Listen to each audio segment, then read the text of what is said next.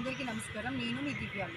ఈరోజు మనతో పాటు ఉన్నారు ప్రముఖ ఆధ్యాత్మికవేత్త ప్రొఫెసర్ డాక్టర్ ముల్లపూడి సత్యనారాయణమూర్తి గారు, అమ్మవారి ఉపాసకులు అండ్ అంతర్జాతీయ దుర్గా సమితి అధ్యక్షులు. గురువుగారు నమస్కారం. నమస్కారం దివ్య. గురువుగారు చూస్తుండగానే 2024 అయిపోయింది. ఇంకో 3 days అయితే 2025 మనం ఎంటర్ అవుతున్నాం.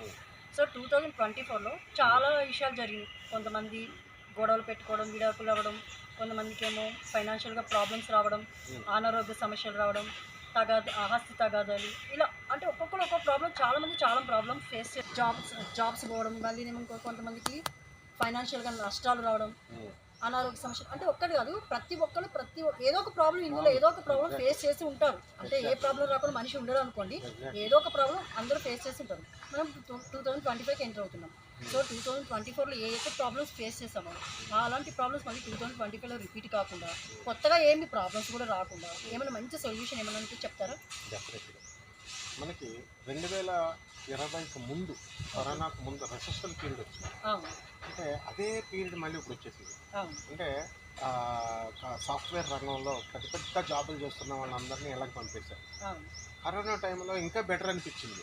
కారణం ఏంటంటే కనీసం వర్క్ ఫ్రమ్ హోమ్ అన్నా చేయండి అని. అలాంటి రెసెషన్ పీరియడ్ కేవలం సాఫ్ట్వేర్ రంగాలకే కాకుండా సంసారాలకు కూడా వచ్చేసింది. అప్పుడు జాబులకే వచ్చింది. ఇప్పుడు ఏంటంటే కోడళ్ళు, అత్తలు ఇంతకుముందు కేవలం వాళ్ళ కారణాల వల్ల విడిపోయింది. ఇప్పుడు ఏమైపోయిందంటే మొగుడు పిల్లలు లవ్ మ్యారేజ్లు చేసుకుంటున్నారు, వాళ్ళకి వాళ్ళే కొట్టేసుకుంటున్నారు, తర్వాత వాళ్ళకి వాళ్ళే విడిపోతారు, వాళ్ళకి వాళ్ళే అక్రమ సంబంధాలు వేరే వాళ్ళతో పెట్టేసుకుంటున్నారు, పెళ్ళి అయిపోయిన వాళ్ళు కూడా పెట్టేసుకుంటున్నారు. సుప్రీంకోర్టు ఏమో లివింగ్ ఇన్ రిలేషన్స్ చేసుకోవచ్చు అని అన్నారంటారు, మళ్ళీ వీళ్ళు సుప్రీంకోర్టుని బ్లేమ్ చేస్తుంటారు. అలాగే మేజర్లు ఎవరికాళ్ళు లేపుకెళ్ళిపోవచ్చు అంటున్నారు పోలీసు వాళ్ళు, మేజర్లు కాబట్టి మేము ఏం చేయమని వీళ్ళే చెప్తున్నారంతా. సో కాన్స్టిట్యూషన్ అనేటటువంటిది మనకు మంచి కోసం ఎలాగైతే లిబర్టీ ఇచ్చిందో, పోలీసులు మనకు ఎంత మంచి కోసం ఇచ్చారో దాన్ని ఎలా అయితే దుర్వినియోగం చేసుకుంటున్నామో, ప్రజలు ఏం చేస్తున్నారంటే జాయింట్ ఫ్యామిలీస్ ఇచ్చేటటువంటి గొప్ప అవకాశాలని యువత దుర్వినియోగం చేసుకుంటారు. మెయిన్గా దీనికి ఏంటంటే ఎదురింటోడు స్నేహాలే కారణం. మెయిన్ బ్యాడ్ స్నేహాలు అంటే తాగుతున్నాడు, గంజాయి తాగుతున్నాడు అలాంటి స్నేహాలు కాదు. సైలెంట్ పాయిజన్ సైలెంట్ కిల్లర్స్ అనమాట. ఎలా అంటే వీడు సాఫ్ట్వేర్ జాబ్ చేస్తాడు, వాడు సాఫ్ట్వేర్ జాబ్ చేస్తాడు, వీళ్ళ ఆవిడ ఏం చేస్తుంది, వాళ్ళతో మాట్లాడుతుంది, ఈ పాయింట్ వీడికి తెలియదు, వాళ్ళ వెళ్ళం వీళ్ళతో మాట్లాడుతుంది, వీళ్ళకి తెలియదు. నాట్ ఓన్లీ దాట్, ఎడ్యుకేటెడ్లో ఎక్కువ ఇలా జరిగిపోతుంది.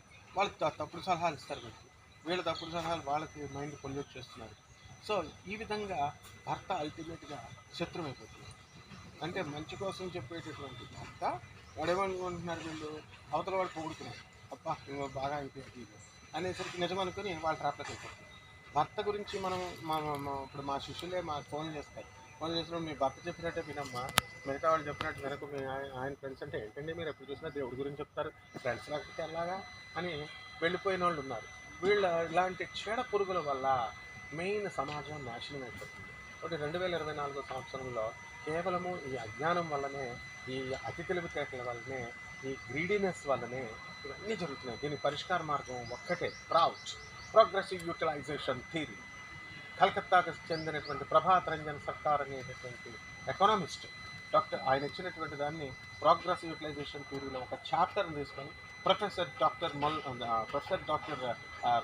రవిభాత్రా అని సౌత్ మెథడిస్ట్ యూనివర్సిటీ ప్రొఫెసర్ ఆయన ఒక చాప్టర్ని సబ్మిట్ చేస్తే 1993లోనే నోబెల్ ప్రైజ్ విన్నర్ అయ్యారు. కాబట్టి ఆయన ఇప్పుడు 90 years ఆయనకి. మా ఆయనతో మేము చిన్నప్పటి నుంచి తిరిగేవాళ్ళం. మా నాన్నమ్మ మాకు మా హెడ్ క్వార్టర్స్ కలగడానికి వచ్చేవాళ్ళు. సో వాళ్ళ ఇచ్చినటువంటి దాంట్లో ప్రోగ్రెస్ యూటిలైజేషన్ థియరీలో ఏంటంటే ప్రతిదాన్ని వాడుకోండి, ప్రతి ఎకనామిక్ థియరీగా దురాశకి వెళ్ళకండి, ఉన్న దాంట్లోనే చక్కగా కంటెంటెడ్గా చేసుకోండి. కంఫర్ట్స్ ఎక్కువైపోయినాయి. ఇప్పుడు డబ్బు, కార్లు అనేవి కంఫర్ట్స్ అన్నమాట. నీకు కారు లేకపోతే నీకు గౌరవం. ఆఫ్టర్ ఆ కార్ అంతా ఈఎంఐల మీద ఇచ్చేస్తున్నారు, ఇల్లులు 20 సంవత్సరాలు లోన్ల మీద తెచ్చుకుంటున్నారు. ఈ బిల్డప్లు ఎక్కువైపోయి ఈ భ్రమంలోకి వెళ్ళిపోయి